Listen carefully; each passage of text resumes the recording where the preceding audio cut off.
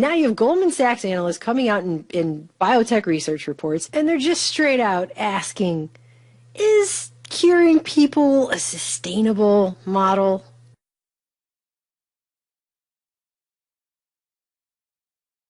But we're getting to a point in society now where we're going to have technologies that will be able to actually cure things. And they're not going to be able to continue forever to pretend like technology hasn't advanced to a point where that's possible. Because it has. And they've known this for many years. And we've done videos on scientists who found cures for cancer 60 years ago and were silenced and ostracized. There have been some that they think have been murdered over finding different cures for cancer. They want to bury that because it's not a sustainable business model, you see. So it says here the potential to deliver one-shot cures is one of the most attractive aspects of gene therapy, genetically engineered cell therapies, and gene editing. However, such treatments offer a very different outlook with regard to recurring revenue versus chronic therapies. Said analyst Salveen Richter. Well, thank you so much, sir. I'm sure you're super fun at dinner parties. While this proposition carries tremendous value for patients and society, it could represent a challenge for genome medicine developers who are looking for sustained cash flow. Because quite obviously, if you decide to become a genome medicine developer, you're not doing that because you actually give two about curing somebody. I'm sorry, excuse my language. You're not doing that because you actually want to help people, right? Pfft, no, everyone knows you're totally in it for the dough, right? I mean, this is...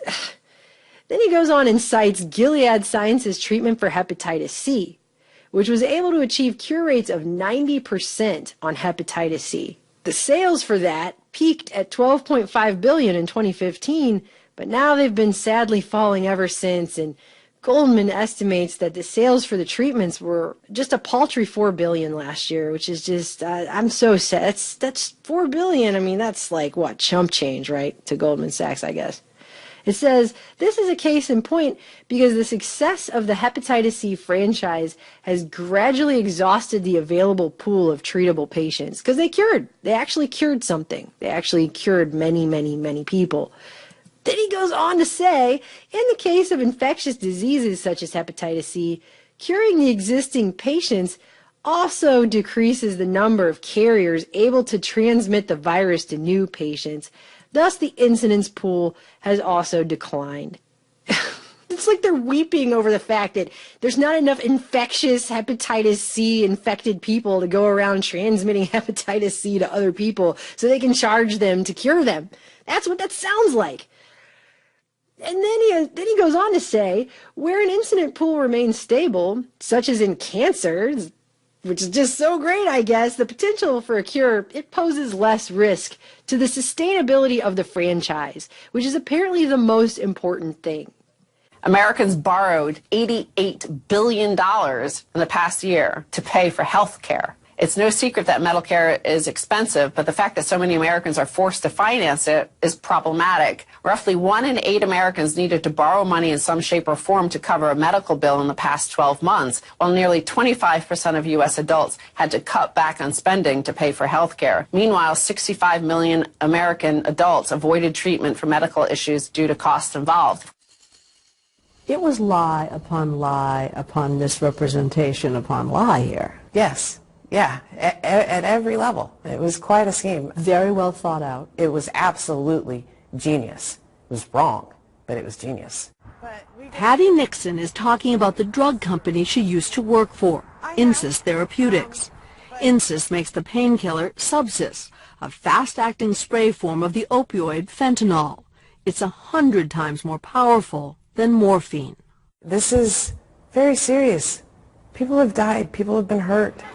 In just 5 years, Insys has sold almost $1 billion worth of the drug. Patty says by deceiving insurance companies and putting people's lives at risk. She knows because she did it herself, and she's told a federal grand jury the story she's telling us in her first network interview tonight. What I did, I was instructed to do, I was trained to do. If I didn't do it, I was going to be in trouble. And I'm trying to make it right.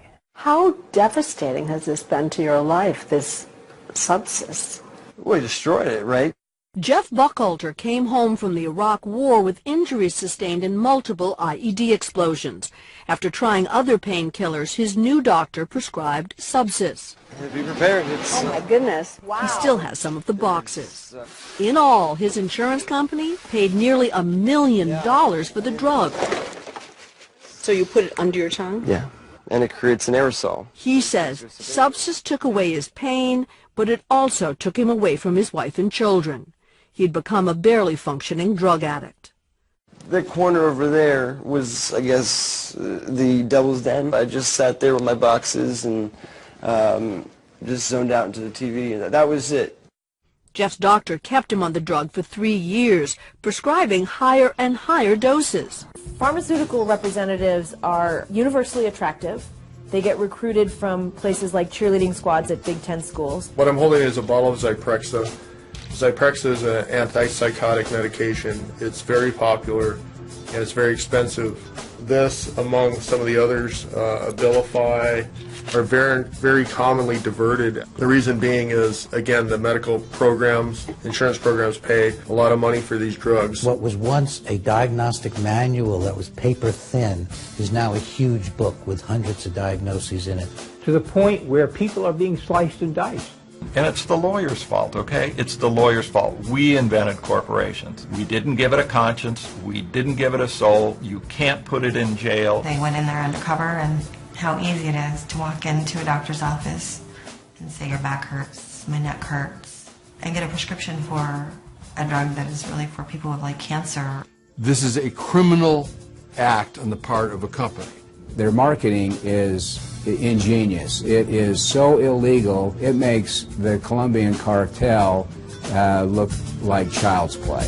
There's very few things that ever have been proven in conventional medicine. Of all the drugs that we're using, it's said that only 40% really have some scientific validity. Many of the drugs that we have are based on fraudulent trials, and like there was that thing I was approached, and I was in the early 80s to participate in a trial on using amoxicillin for ear infections. It was a multi-center study in the US done to show that amoxicillin really is the ideal drug to treat ear infections in children. And the reps from the big pharma approached me right away with a thing like, listen, we already have the result. We just need some physicians sort of to run some studies, and then we fudge with the data to bring it under the result. That's how they approached us. They said, it's completely irrelevant. Don't be afraid. They said, don't be afraid. You just kind of have to give us names of patients and give them some amoxicillin when they hurt in the ear. Just keep a record of, if we know everybody with an ear infection eventually gets well, so we just need a record when they were sick, and then a record later when they're well, and that's going to enter the trial. We already have the results and everything. We just to publish it, we need like bigger numbers. And then it took, then amoxicillin became a big thing, and every pediatrician in the world for every ear infections used amoxicillin for 30 years, and then it came out, 30 years later, that the trial was fraudulent, and that children do just as well when you don't give them anything. And we give them amoxicillin. And so much of the working knowledge in conventional medicine is based on those types of trials. He says some publications are simply organized criminal activities, which may be at the behest of the sponsors, when prominent academics are paid large sums of money to publish false data by industry, or a sponsor may be one of the victims when payments for conducting research are made to the investigators who simply fabricate data. Medical journals have a financial pressure to publish positive findings of research on drugs and medical devices because their manufacturers buy reprints for the papers and distribution of doctors, who then pay for advertisements as well linked to articles that are favourable to their products. So to protect their reputations, academic institutions conceal research misconduct, destroy evidence, and silence whistleblowers. By the way, if you look at the document which is available online, you can find examples of all of this. I'm not going to go through it because I think that would be unfair, but you can find this. Journals are reluctant to admit that they have published flawed research, so they commonly refuse to publish failures to replicate. Fear of libel action contributes to the failure to expose research misconduct. Because lenient sanctions are imposed, institutions believe that the misconduct is not very serious and therefore fraudsters are not deterred, and he says the best way forward really is for criminal action for certain forms of research misconduct, and I agree with him. Now, one example here, one Dutch researcher in 2011 was found guilty for publishing fictitious data on the use of beta blocker drugs for non-cardiac surgery. And he was expelled from his institution. But what was very extraordinary is that his research, many papers were published in very high-impact journals. He influenced the European Society of Cardiology guidelines. And this research, it's estimated that it resulted, the use of beta blockers where it wasn't indicated ultimately, when it was found that this data was dodgy. It's estimated that over Europe, over 8 years, across Europe, this was responsible for 800,000 excess deaths. 800,000 excess deaths.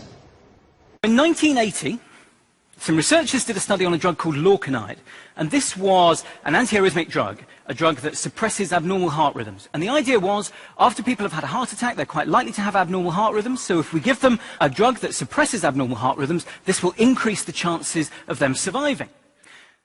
Early on in its development, they did a very small trial, just under 100 patients. 50 patients got lorcainide, and of those patients, 10 died. Another 50 patients got a dummy placebo sugar pill with no active ingredient, and only one of them died. So they rightly regarded this drug as a failure, and its commercial development was stopped. And because its commercial development was stopped, this trial was never published. Unfortunately, over the course of the next 5, 10 years, other companies had the same idea about drugs that would prevent arrhythmias in people who've had heart attacks. These drugs were brought to market. They were prescribed very widely because heart attacks are a very common thing.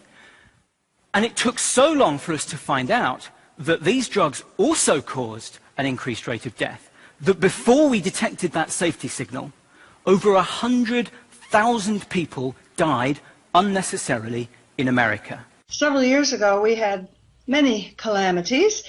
And we ended up interviewing and evaluating over 30 cardiologists, and we quickly learned that they don't know anything. They have a practice guidelines that is basically 8 categories of drugs: diuretics, beta blockers, ACE inhibitors, blah, blah, blah, calcium channel blockers, 4 procedures, ablation, stents, etc., and then they're done. They don't cure anything.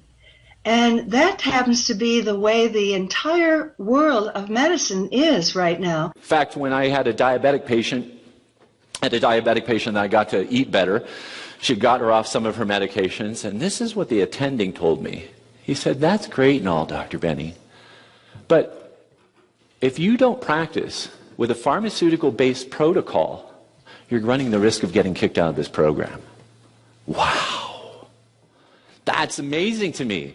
They don't want to know. They want to get you back on those pills. I've had so many doctors, if you don't start the pill process and get them on, you're never going to make money in this business. It's not just the FDA that's skeptical, not just the medical establishment. The drug companies don't have much enthusiasm for DMSO either. Why? Jacob and others say it's because DMSO is a common chemical solvent that can be manufactured for $4 a quart, on which no drug company can get an exclusive patent. Therefore, there is no big financial return available. Did an executive of a major drug company really tell you, Dr. Jacob, I don't care if DMSO is the major drug of our century, and we all know it isn't worth it to us? I was told that if DMSO were approved, it would be competitive, and they didn't hold the patents. Yes, I was told that. The state of Kansas is set to prosecute and imprison a woman who was using medicinal marijuana to treat her very severe version of Crohn's disease.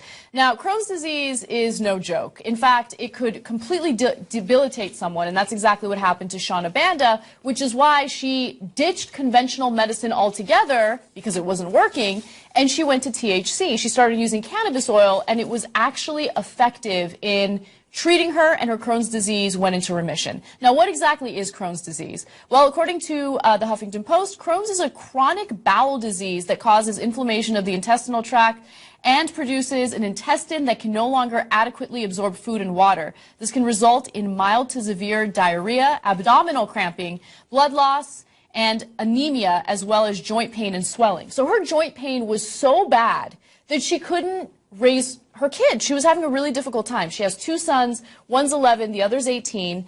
And so she said, look, I was basically on a couch raising my kids from that couch.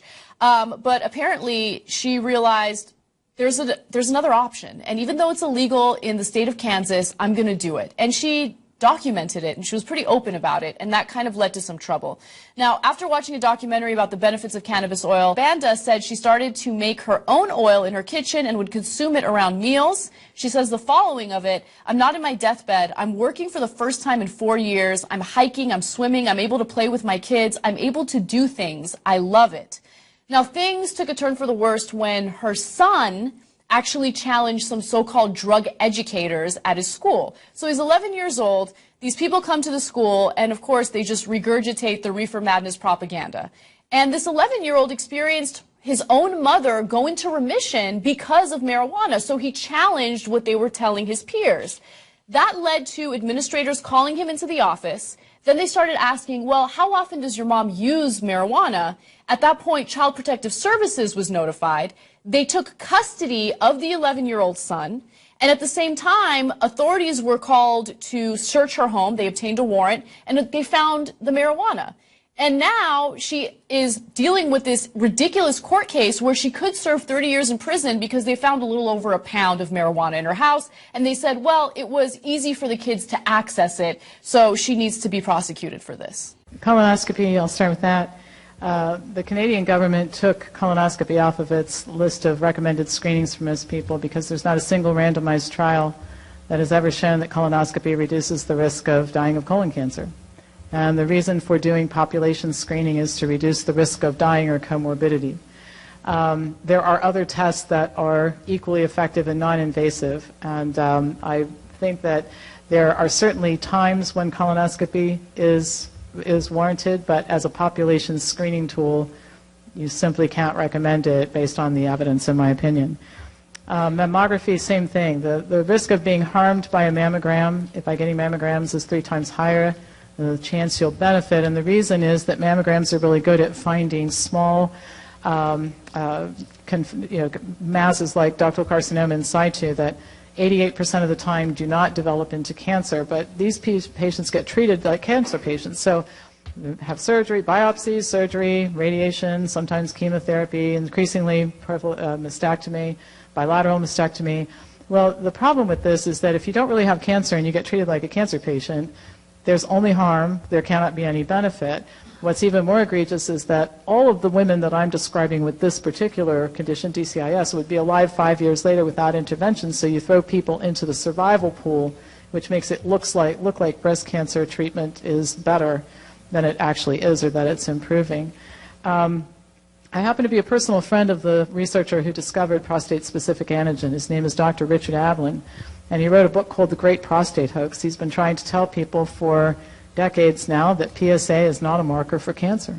It's not a marker for cancer.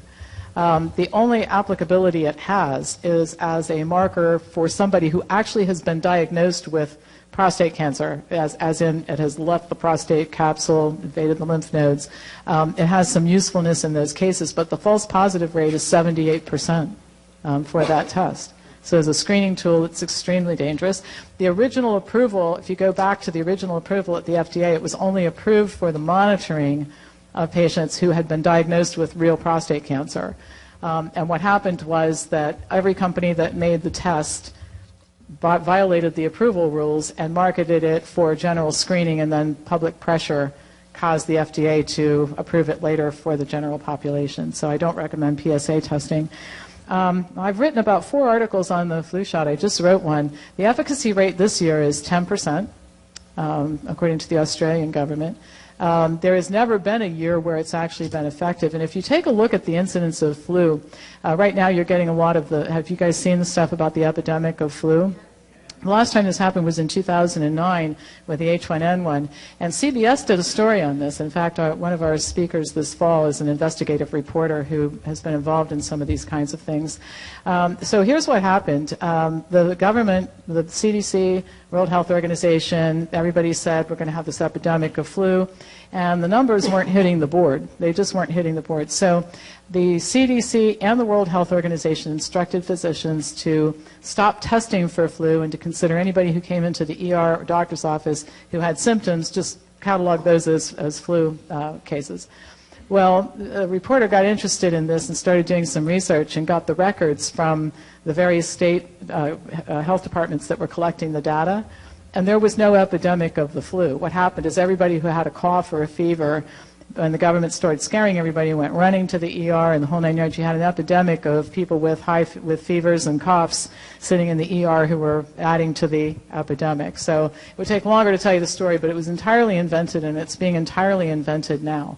I mean, the actual risk of developing flu in the worst of years is about is a little over 3%, and the flu vaccine maybe reduces that by 1.2% when you get to absolute rather than relative numbers. So all harm, no benefit. The HPV vaccine, I don't think there's ever, we called that the help pay for Vioxx. That's what we think HPV stands for. It was Merck's way to bail themselves out of the last billion-dollar mess they got themselves into.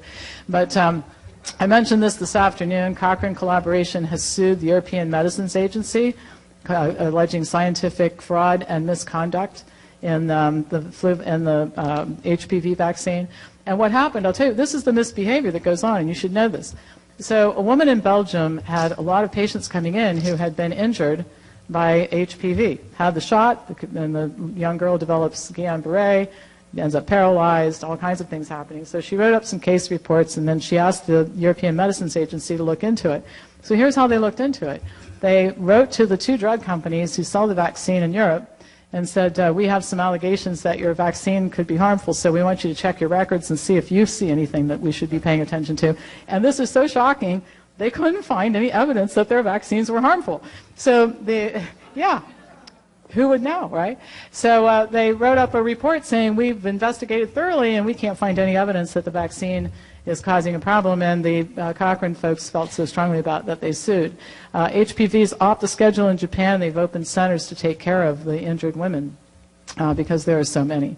And over 10,000 doctors in Spain have signed a petition saying that this should be taken off the schedule in Spain. Internal documents show that after this company positively, absolutely knew that they had a medication that was infected with the AIDS virus, they took the product off the market in the U.S. and then they dumped it in France, Europe, Asia, and Latin America. The medicine's called Factor 8. It was an injection medicine that was used for hemophiliacs, mostly children. Children had been born with an incurable disease. Hold on, Mike. So hold on. So you're telling me that Bayer knew that this drug was infected with the AIDS virus. They yanked it from the market in America, and then they dumped it in markets overseas? They had to figure out a way, Joe, to make a profit on a product that they could not sell in America. So they made a huge profit. They dropped the product in Japan, Spain, and France. By the way, Joe, government officials in France that allowed that to happen actually had to go to prison for it. In America, not one corporate executive for this company has been indicted or even criminally investigated by our Justice Department. Why not? What, you're telling me that these people that dumped this AIDS-tainted blood in foreign countries, who killed children, have not been taken to task in the United States? It's worse than that. The U.S. government allowed it to happen. The FDA allowed this to happen. And now the government is completely looking the other way. Thousands of innocent hemophiliacs have died from the AIDS virus. And not only they're dying, their family members are dying because they're becoming infected with the disease. This company knew absolutely that they had a problem with the product. They knew that it was infected with AIDS. They dumped it because they wanted to turn this disaster into a profit. Mercury-containing vaccines may help, not harm kids, according to 2 new studies in the journal Pediatrics. There have been widespread concerns that mercury-based preservatives in vaccines might impair the neurological development of children. These new studies suggest that the opposite, that the preservatives may actually be associated with improved behavior and mental performance. In this experiment, neurons also isolated from snail brain tissue were grown in culture for several days, after which very low concentrations of mercury were added to the culture medium for 20 minutes. Over the next 30 minutes, the neurite membrane underwent rapid degeneration, leaving behind the denuded neurofibrils seen here. In contrast, Other heavy metals added at this same concentration, such as aluminum, lead, cadmium, and manganese, did not produce this effect. To understand how mercury causes this degeneration, let us return to our illustration. As mentioned before, tubulin proteins link together during normal cell growth to form the microtubules which support the neurite structure. When mercury ions are introduced into the culture medium, they infiltrate the cell and bind themselves to newly synthesized tubulin molecules. More specifically, the mercury ions attach themselves to the binding site reserved for guanosine triphosphate, or GTP, on the beta subunit of the affected tubulin molecules. Since bound GTP normally provides the energy which allows tubulin molecules to attach to one another, mercury ions bound to these sites prevent tubulin proteins from linking together. Consequently, the neurite's microtubules begin to disassemble into free tubulin molecules, leaving the neurite stripped of its supporting structure. Ultimately, both the developing neurite and its growth cone collapse, and some denuded neurofibrils form aggregates or tangles, as depicted here. Shown here is a neurite growth cone stained specifically for tubulin and actin, before and after mercury exposure. Note that the mercury has caused disintegration of tubulin microtubule structure. These new findings reveal important visual evidence as to how mercury causes neurodegeneration. More importantly, this study provides the first direct evidence that low-level mercury exposure is indeed a precipitating factor that can initiate this neurodegenerative process within the brain. Simpsonwood was the transcripts of a secret meeting that was held between CDC and 75 representatives of the vaccine industry, in which they reviewed a report that CDC had ordered, the Verstraeten study, of the 100,000 children in the United States Vaccine Safety Database. And when they looked at it themselves, they said, it is impossible, this is a quote, to massage this data to make the signal go away. There is no denying that there is a connection between autism and thimerosal and the vaccines. And they said, and this is what they said, I didn't say this, this is what they, their own scientists and their own conclusion of the best doctors, the top people at CDC, the top people at the pharmaceutical industry. And you know, when they had this meeting, they had it not in Atlanta, which was the headquarters of the CDC, but in Simpsonwood at a private conference center, because they believed that that would make them able to insulate themselves from requests under the Freedom of Information Law, and they would not have to disclose the transcripts of these meetings to the public. Somebody transcribed the meetings, and we were able to get a hold of it. But you have them talking about the Verstraeten study and saying there's a clear link, not just with autism, but with a whole range of neurological disorders.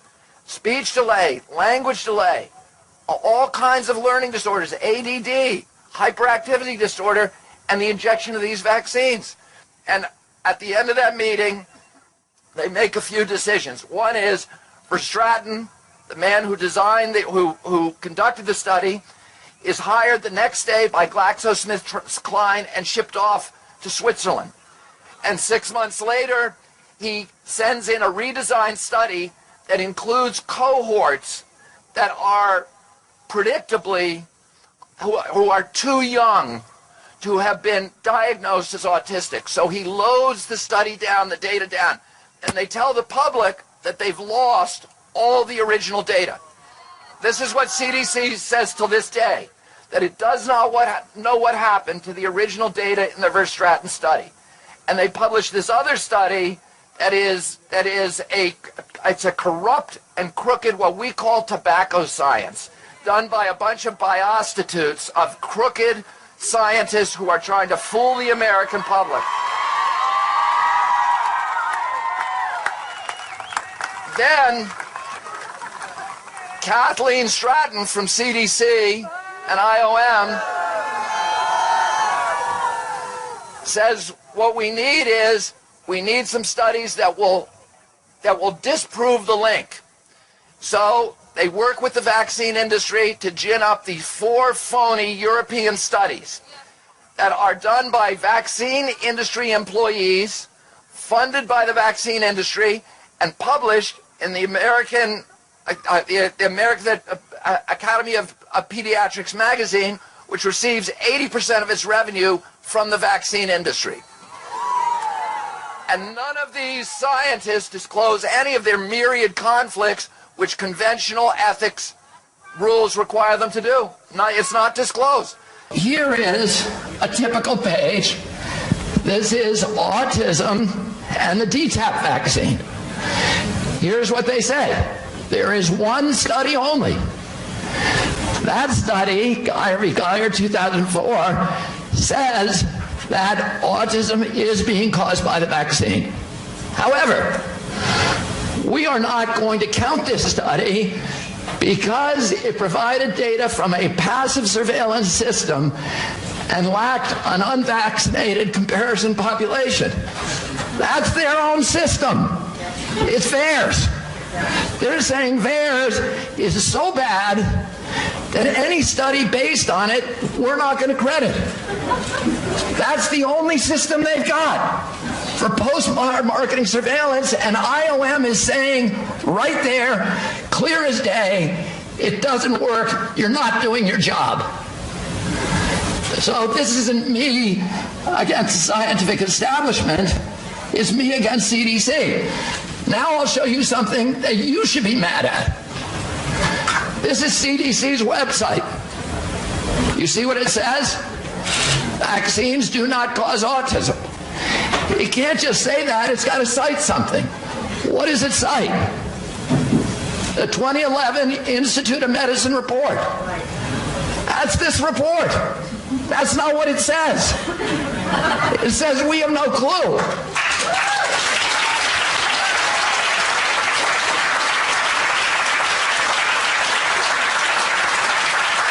CDC just has faith that every reporter in America is going to read this and swallow it and is never going to look at that report. That is a problem. We cannot have democracy if we don't have a free and independent and inquisitive press that is skeptical about broad pronouncements by government agencies that are interested in the outcome.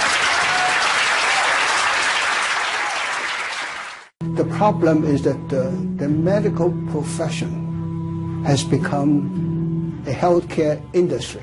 Many of these research guidelines or treatment guidelines, preventive guidelines made by the government are influenced by industry profits, so that it's not necessarily totally for the good of the patient, for the society.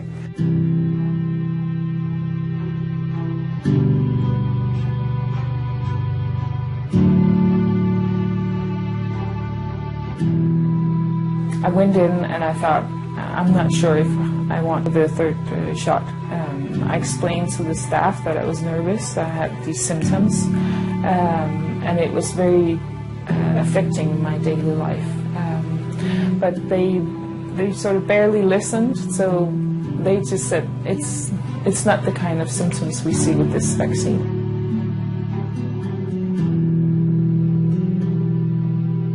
For the last number of years, it's been a constant headache, if you like to put it that way, because I get up at 8 o'clock in the morning, I head to work, but as I'm driving to work, I have to make sure my phone is on, because as soon as I enter work, like previous times, I've maybe got to work for a couple of hours a day, get the call, I have to run, I have to leave work and head to the hospital. I don't know what I'm going to see when I go to the hospital, or she might have already gone in an ambulance. So I have to race to the hospital and hope that she's not badly injured. If I had my chance now to the HSE, I would say help me, because nobody else has. Help my daughter, sort out what has happened, and help all the kids. The HSE, they had an opportunity today. They didn't take it, but they really need to follow up on this. They cannot allow this to continue without helping the girls. Please, please, come on board and help these girls. It's all we want is to give parents the information they need before receiving the vaccine to make a proper informed choice. which we didn't get on signing the consent form. All we want is an investigation into these girls to help them, give them back their life.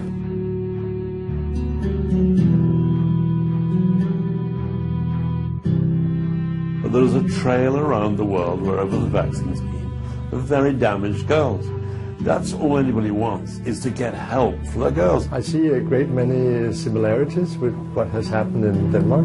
We've had this struggle with the national health authorities, but fortunately in Denmark we've had these 5 centers established where the girls can come and the GPs can refer them to. So I think we're faring better than you are in Ireland. I can't look to the future. We can't look to the future of the family, because you just have to live from day to day and hope. A good day would mean to us not having to go to the hospital. A good day would mean she didn't take a seizure. That's a good day.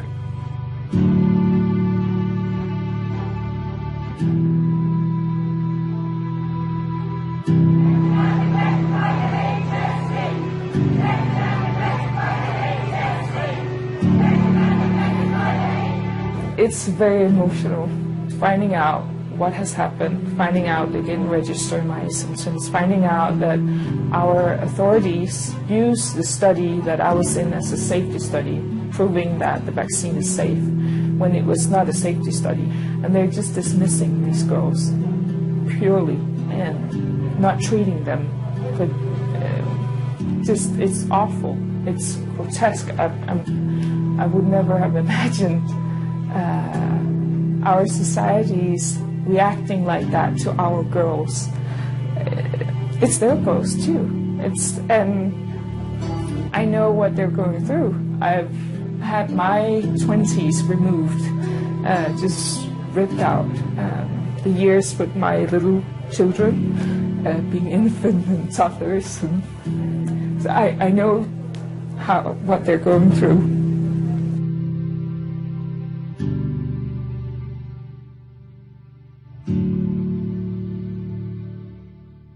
Here's the woman who brought us the MMR monopoly. She brought us the Gardasil vaccine with all that crappy science. Her name is Julie Gerberding. She was head of CDC from 2002 to 2009. She's the one that silenced Bill Thompson when he tried to talk. He went to her. She had him chased into the parking lot and, threatened by Robert Chen. And in 2010, she got her reward.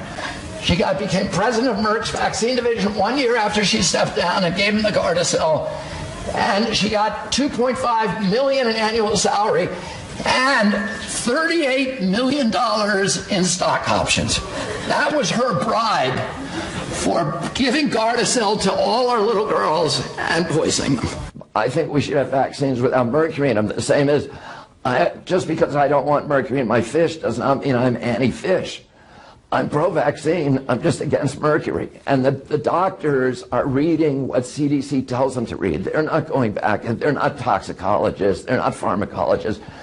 They're not reading the original data, they're not reading the science, what they're reading, and I've talked to hundreds of doctors who said the same thing. Okay, well if you would do this, tell me a study. We have. No matter how controversial the issue, you gotta have free debate. You gotta be able to talk about it. And people say, oh, well, the CDC, is an important institution. It wouldn't lie to us about health of children. But, look what the Catholic Church did during the pedophile scandal. And look how the press collaborated with them.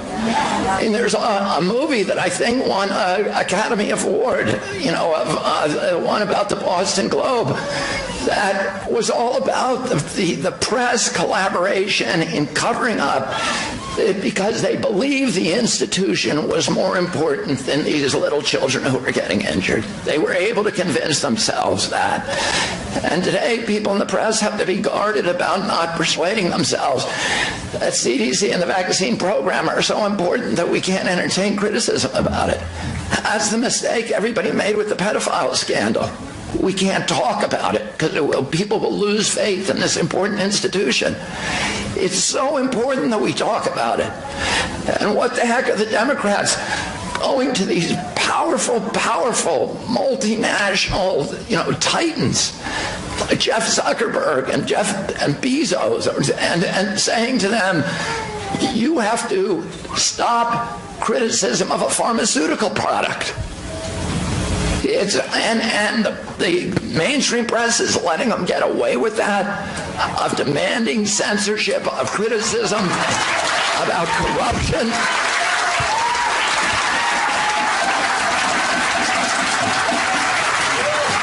About corruption at public agencies. We're not allowed to talk about that now. 50% of CDC's budget goes to selling and promoting vaccines. CDC owns 57 vaccine patents. It collects money on them. FDA gets 75% of its budget from the industry. FDA owns part of the Gardasil patent. It gets money every time somebody buys a $420 shot at a series of Gardasil.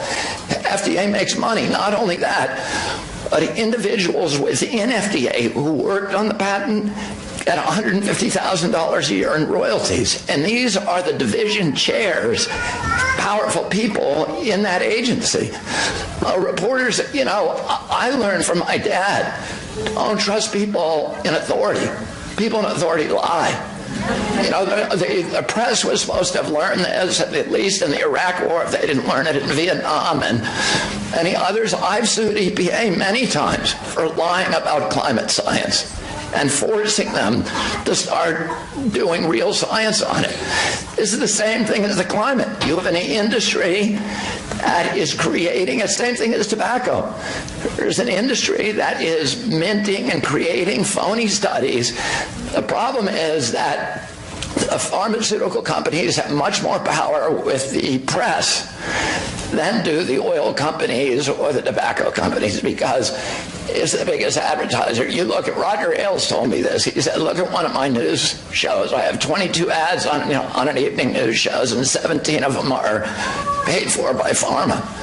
And he said, if I put this issue on one of my shows, I would get a call from Rupert in 10 minutes. And if you look at, there's a censorship in the press. We're not allowed to talk about this. The press is just repeating pharma talking points. You're not showing us a study. What I said, I went to the press club last year with Robert De Niro, and I said, I will pay $100,000 to any member of the press who can give me a single study that indicates that it's safe to inject mercury into a baby. $100,000. Me and Bob De Niro said that. And I can show you hundreds of studies that say it's not. So you got to learn to mistrust CDC.